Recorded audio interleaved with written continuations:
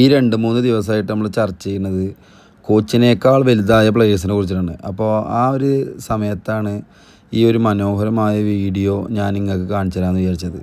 ഈ ഹാൻസി ഫ്ലിക്കും ബാഴ്സലോണയുടെ പ്ലേയേഴ്സും തമ്മിലുള്ള ആ എന്താ പറയുക, ഒരു കോച്ചും ആ കളിക്കാരും തമ്മിലുള്ള ബന്ധം, ആ കോച്ചിനെ ആ കളിക്കാർ റെസ്പെക്റ്റ് ചെയ്യണതും, അത് വല്ലാത്തൊരു എന്താ പറയുക, ഒരു മനസ്സിനൊരു സന്തോഷം നൽകുന്നൊരു സംഭവമാണത്. കാരണം ഇത്ര വലിയ പ്ലെയേഴ്സിനെ ഡീൽ ചെയ്യുക എന്ന് പറയുന്നത്, ഇത്ര വലിയ പ്ലെയേഴ്സിനെ ഭയങ്കര അടുപ്പത്തോടെ പെരുമാറുക എന്ന് പറയുന്നതും, ആ കോച്ചിന് വേണ്ടിയിട്ട് ആ പ്ലെയേഴ്സ് മരിക്കാൻ തയ്യാറാകുക എന്ന് പറയുന്നത് വേറെ ലെവലാണത്.